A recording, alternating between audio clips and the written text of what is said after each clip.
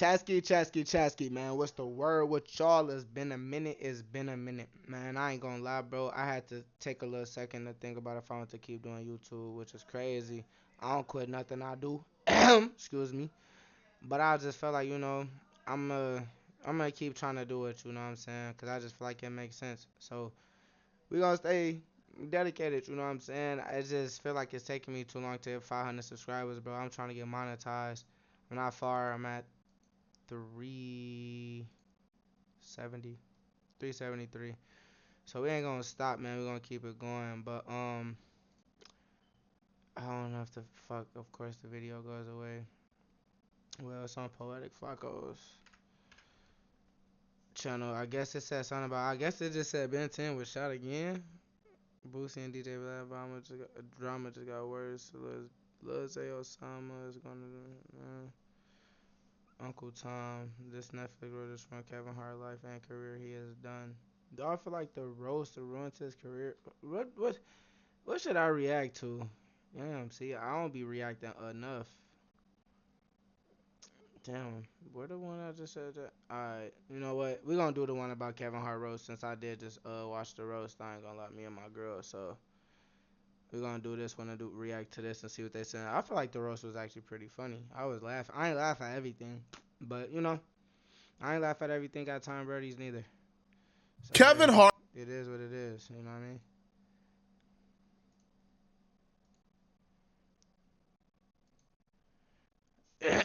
I just don't get how I ruined this life though. Like, Is experiencing extreme backlash right now. He lost a lot of support from the black community today, and honestly, deservingly so, because what he did is not cool at all, under no circumstances. Before we get the video started, this video is sponsored by Kalshi. Kalshi is a prediction market where you literally make money by predicting real world events. Drake is dropping Iceman May 15th. You can go on Kalshi right now and make money by placing a prediction on Drake first week sales. Look at these odds. You can make money on Kalshi by predicting. Did a Netflix roast over the weekend, and he invited a series of people, comedians, celebrities. Now, somebody in particular that he invited is Tony Hinchcliffe, which I don't understand why he invited Tony Hinchcliffe. Tony Hinchcliffe has nothing redeemable about himself. He's nothing but a mediocre white supremacist. But honestly, being a mediocre white supremacist is really all it takes in today's climate to rise to the top, and he has done so. Yo, this dude is so terrible and so despicable that Donald Trump, the Antichrist himself, came out and had to disavow and denounce him because of some jokes he made at the Trump rally. Like, that's how despicable this dude is. But Kevin Hart invites him to the roast nonetheless. Tony Hinchcliffe gets called to the stage to start his roast. Now, cruel jokes were told during this roast, but outside of Pete Davidson, mostly everybody kept it on the people in the room. That's the purpose of a roast. You're supposed to roast people who are in the building. But Pete Davidson, he did the Charlie Kirk joke, which I also don't support as well. But even before Tony Hinchcliffe is introduced to the stage, the introduction let us know they was on some BS tonight, bruh. Shane Gillis, in his introduction of Tony, labeled him a white supremacist and said that Tony believes all the racist things that come out of his mouth. Obviously, Shane Gillis and Tony Hinchcliffe is cool. Shane Gillis is a comedian. That could be dismissed as a joke if the context was not Tony Hinchcliffe followed up that introduction saying this. You know, Kevin, they told me not to mention your kids on this roast, but I must say, you did good. They've gotten so big, they now buckle Kevin up in the car seat. It's true, he lost his gig hosting the Academy Awards because of some homophobic tweets, but you'd be homophobic too if you were eye level with everyone's cock.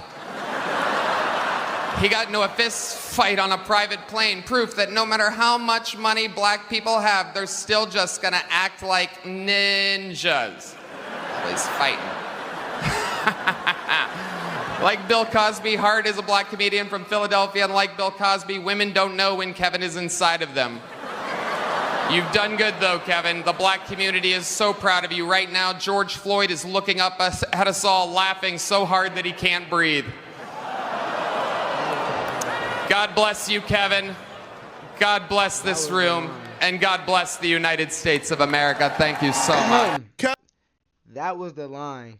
Literally right there, Chad. Like, that was a line right there, bro. And mind you, I'm from Minnesota, bro. Like, you feel me? Like, I'm in Minnesota, bro. So like literally instantly, George Floyd's day is coming up actually in like 11 days. You feel me? On the 25th. So I actually gotta go do the day of remembrance. What you call? Just got my itinerary and everything for that day. I don't really know what the whole day is gonna be. It's always kind of different every time, but we'll see. But pretty much though, um, 3, 2, 1. Boom. Okay, so that joke right there, bro, was the joke where it's like when I heard it, I was like, I didn't get the joke at first because I was fried. You feel me? I'm like, but then I caught it later on. Like, I ain't gonna lie though, bro, you kind of crazy for like pulling that, bro. Cause I'm like, people not playing about George Floyd, bro. Like, so I was like, but you know, I ain't say like I swept it under the rug, but I kind of was like, hey, it's a roast though, bro. Like, can't be sensitive. I'm not saying that's a sensitive subject right there, but I'm just saying like when it comes to it, like I guess you gotta kind of try to, cause I come up from the sense of real roasting, bro. There is no rules, no barriers. You feel me? No, bro. Just say there's no limits. There's no rules, gang. You feel me? So it's supposed to be harsh. Like it can be funny, but you got people who get it can get personal.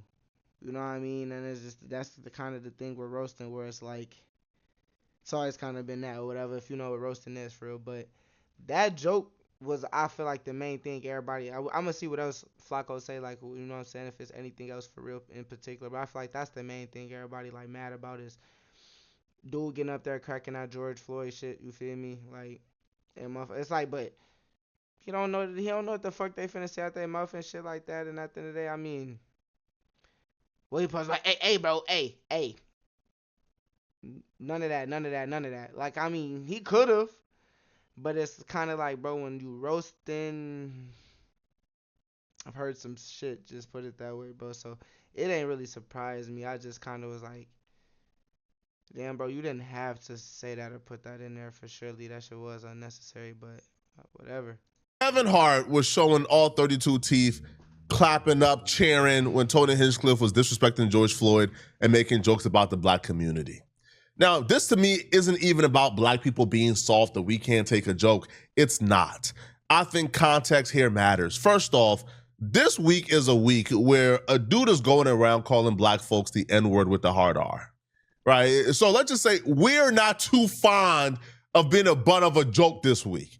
But outside of that, the person making a joke matters, right? If this was somebody who like, for example, if Shane Gillis made this joke, we look at Shane Gillis as somebody who's not really, he's not racist. He's right, like he's an ally for the most part, all right? If Shane Gillis made this joke, it'll be viewed as friendly fire. Now, people will still be upset, but it'll be viewed as friendly fire. If Tony Hinchcliffe makes this joke, somebody with a routine history of being a white supremacist, when you make this joke, we don't take it as friendly fire. We take it as personal now. As personal. Now, outside of that, though, this is a roast about people in the building. Why are you like making a mockery out of George Floyd's death? Why? Like, why? Why? Like George Floyd was not in the room. So why? Don't let them trick you into thinking, well, I gotta be soft. I don't want to be a snowflake. No, they snowflakes. The same people defending Tony Hinchcliffe calling us soft, they on Twitter under the Limbs of TikTok page going off on Pete Davidson for making a Charlie Kirk joke, right? Again, I'm consistent. I think the Charlie Kirk joke is out of line. Charlie Kirk was not in the room. There's so much material in front of you. Roast the people in front of you. Follow the Netflix script. Roast people in front. It's a roast of the people in the building. Simple as that. Now, Kevin Hart laughing and cheering did not bode over well with everybody. People did not like it. They're pissed. One person who was really pissed about this is Stack 5. Now, Stack 5 was really close friends with George Floyd. For the most part, he's the unofficial spokesperson for the George Floyd family. I know George Floyd brother speaks up for the family, but when it comes to news revolving George Floyd, we kind of go to Stack 5 because he's like the most visible voice. But he spoke up about this, and he don't think it's cool at all. And I don't feel like he should think it's cool. Nobody should think what took place that night is cool. One thing about it, you can't tell people what to be offended by and what not to be offended by. Everybody laughing until it's their family member that get murdered. Then it ain't funny. Then it ain't funny when it's your family member. It's funny when it's everybody else's family member, and it's cool when it's everybody else's family member. When it come to your doorstep, you want everybody to feel a certain way. See, I rode for my brother. Didn't take a dime from nobody. Risked everything I had going on in real time. No cap, no lies. 29 different states marching for my brother. Didn't take a dime from nobody. Every dime they tried to pay me, me and Q gave back to the community. Wherever we went, we gave it back. So you can't tell people that risk things and that really love somebody to feel a certain way when he's disrespected. Clown shit. Y'all keep laughing though. The reason why the George Floyd conversation is so sacred in the black community is because the George Floyd video represents our lived experience in this country as black people. Derek Chauvin's knee on George Floyd's neck as he's on the ground defenseless crying out to his mama represents the boot that's on our necks as we go about our day-to-day in this country, man. Right? The boot that keeps us down. The boot that represents voter suppression, redlining, discrimination, systematic oppression. It represents all the obstacles and the systems that are put in place to keep black people down and keep minorities down. So George Floyd, the person, is a flawed human being. We're all flawed as human beings, man. When George Floyd died, the week he died, they plastered his entire criminal history, man. They made sure to find the most insane, most horrific quote they could find from his indictments. George Floyd and them put a pistol to a pregnant lady belly. They made sure to plaster that everywhere on every news outlet to deflect and distract from the boot, to make us forget about the boot.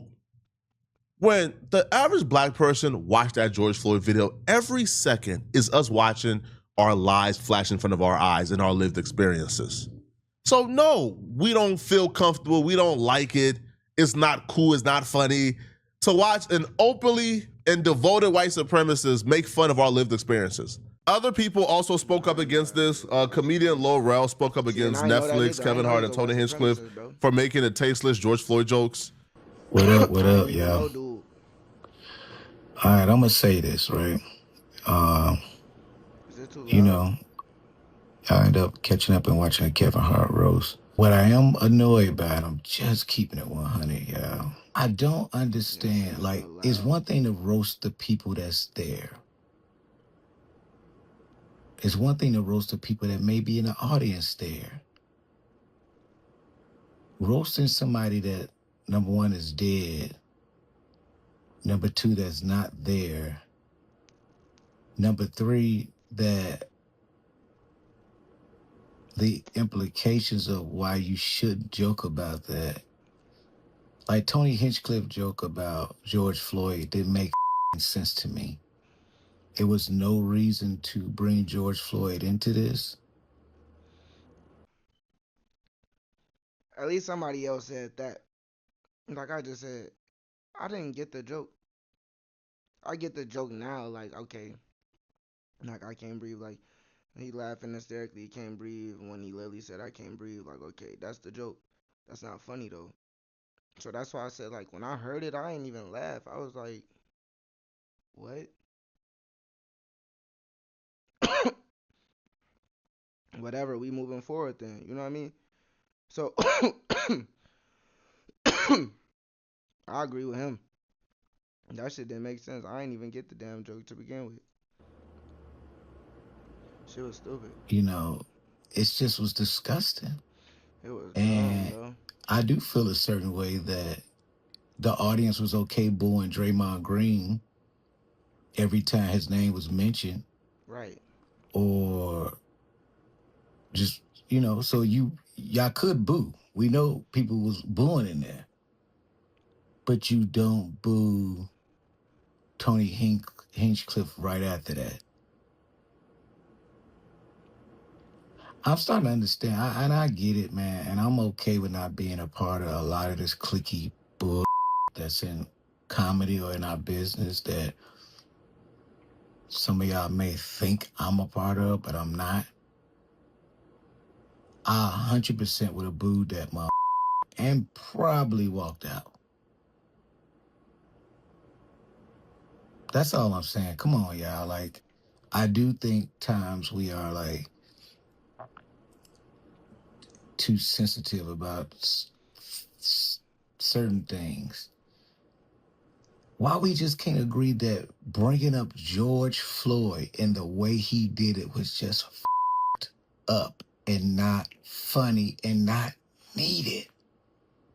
It wasn't even needed. Absolutely. And the reason why we didn't see our fave celebrities, especially the black ones who are supposed to be on code, the reason why we didn't see them boo or make us think about it is because no matter how much money they make, no matter how successful they are, no matter how much admiration they get from their own community, they don't feel validated unless they are in proximity to whiteness.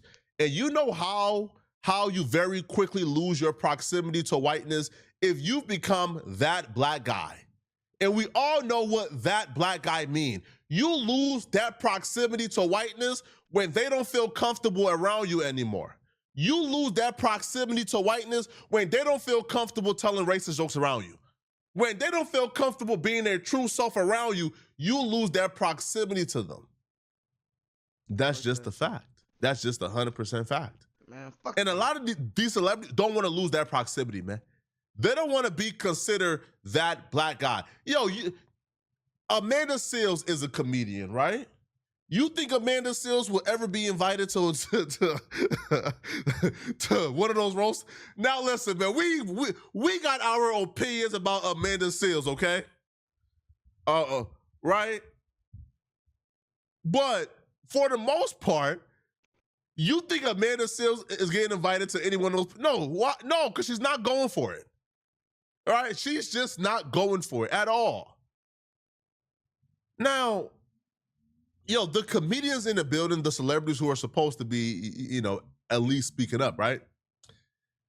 One of them being Tiffany Haddish. She was asked about this.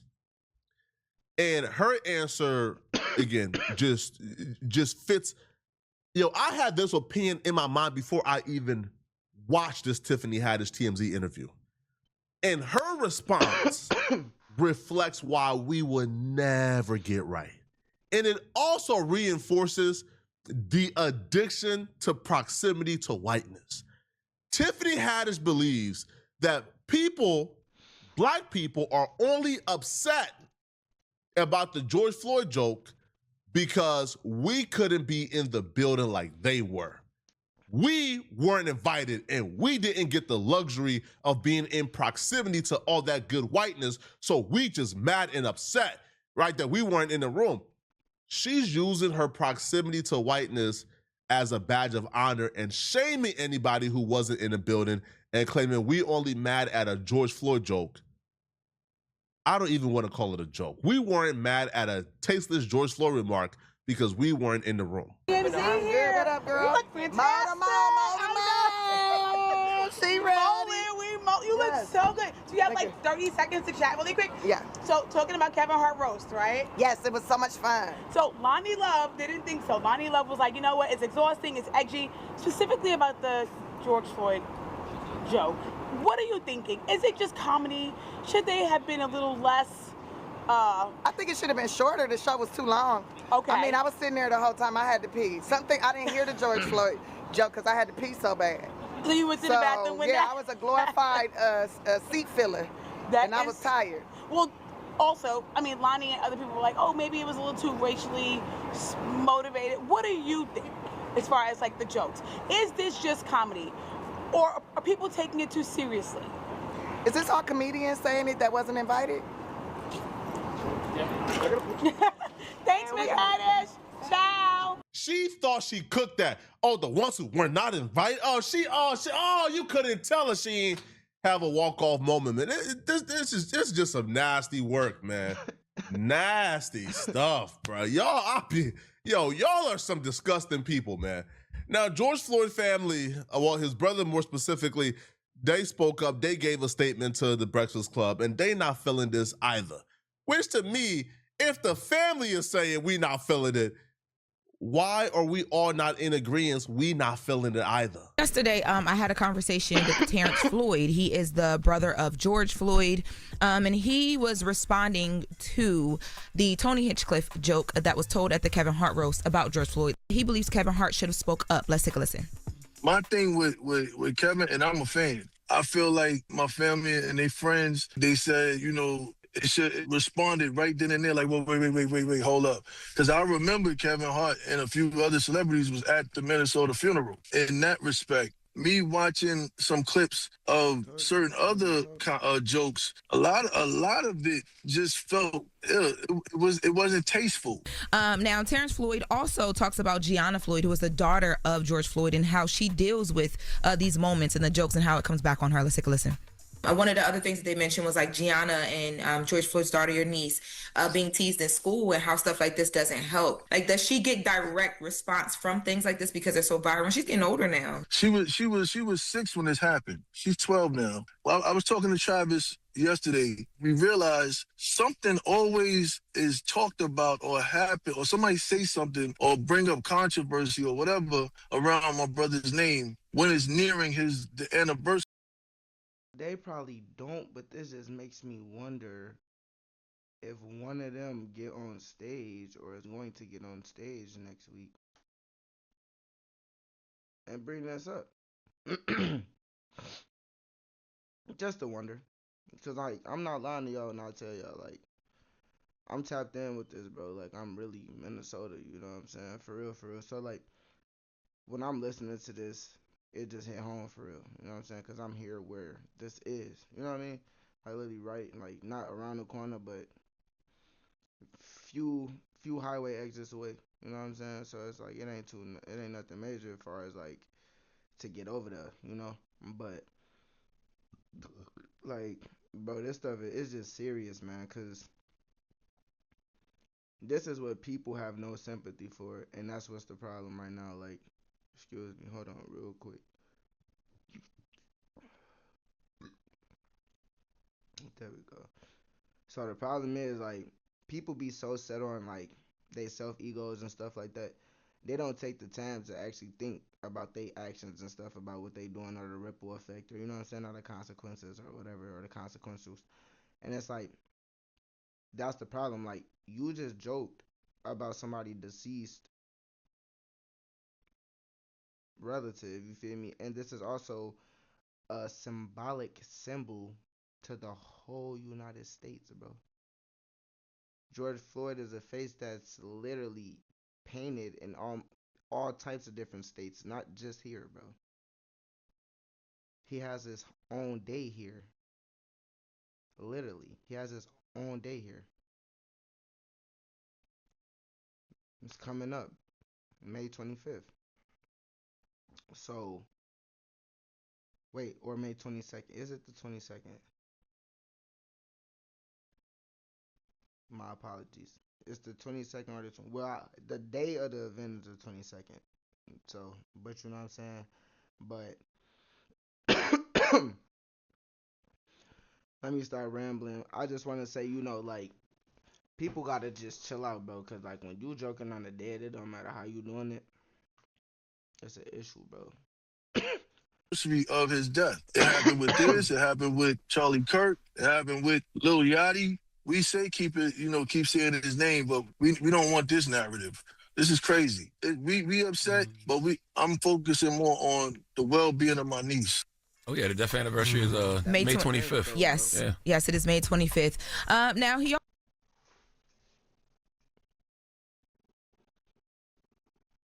See, told y'all, bro. I know what I be talking about, man. Really a part of this, bro. Lily, my shirt put up. I could literally go get the thing and show y'all. I ain't got one like buy me or nothing right now. But I could literally go show y'all like one of the one I don't want to call it. It's not a flyer, but it's like it's not a pamphlet neither. But it's like I don't know if it's like a card. I don't know what I want to call it, but you know what I'm saying. Like actually, no, it is. It's a pamphlet. You know what I'm saying. we got the pamphlet, and then it's like this other thing that they have put on the roses that had his face and stuff on it too. I got a few of those. You know what I'm saying? He also talked about a part of the joke where Tony Hinchcliffe says to Kevin Hart that George Floyd is looking up at him. Let's take a listen to Terrence Floyd on that. It was a part in there where we always say, you know, my brother looking down on us because we talking positive. The fact that he said that he's looking up, we were stuck on that. When we heard it, he was like, he's looking up from where? Are you trying to say he's in hell? So this is not what comedy is supposed to do. It's not supposed to have us thinking about what you meant.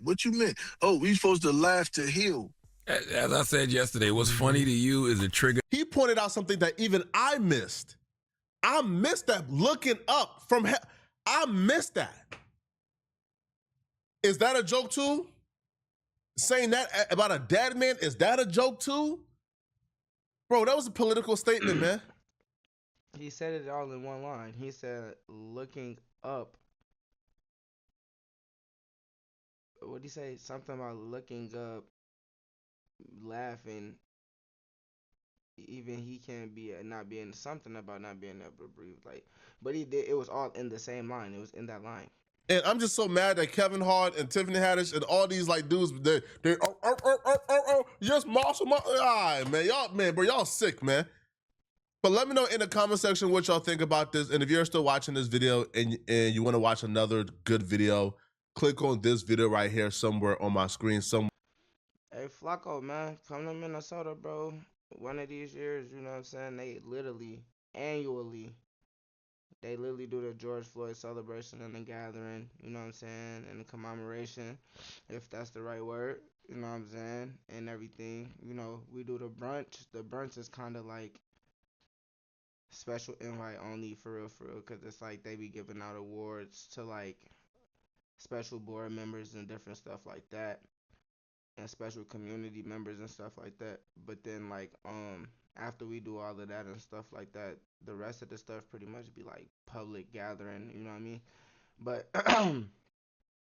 we lay flowers sometimes, release balloons, you know, different stuff like that. Should come up here one year and see and just check it out, bro, you know. It'd be pretty smooth. You know what I mean? It allows for more movement, like when we had it in the beginning. It's more movement. It's an easier. Well, it won't be 6 stories, I can tell you that. So you want to make it 6 stories? No, it won't.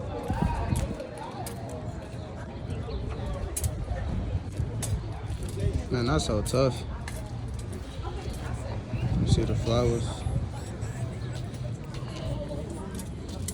Just go ahead and put mine down. They ain't a line there straight though, man. You gotta make sure they're straight. Go ahead.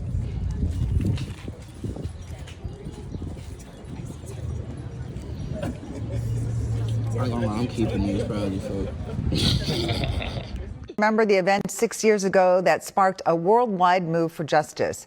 Reg Chapman reports why organizers this year say that this year, the day of remember honor George Floyd, feels heavier. As Elder Spike Mall said to me, one of our honorees, we were talking and he said, Leslie, you're not just doing a program, you're doing a mission. WinBeck founder Leslie Redmond says her nonprofit's mission isn't just to make sure people remember, it's to drive accountability, healing, and change. But we're remembering the resilience of our community. We're remembering the ecosystem that has been activated amongst us all. From a memorial brunch to George Floyd Square, people honored Floyd's memory with yellow roses. For us in community, Day of Remembrance is literally just that. It is something that we see every day when we come to our offices and our businesses on the block. But today holds a special moment because we honestly get to honor the trauma that we've held for 6 years. That trauma revealed in prayers. I pray for covering. I pray for restoration. I pray for healing. I pray for building. I pray for development. I pray for resources. Prayers and calls to action for the next generation. And lay it with intention at George Floyd's memorial for remembrance, for hope, and for new beginnings. Beginning with addressing all that has happened since the world witnessed the incident that sparked a worldwide justice movement. Here we are 6 years later. Comedians are laughing and joking about it. Corporations have abandoned the community. there is an attack on DEI, and so it feels like the weight is heavier than ever before, which means that we have to double down like never before. With photojournalist Will Griner, Reg Chapman, WCCO News.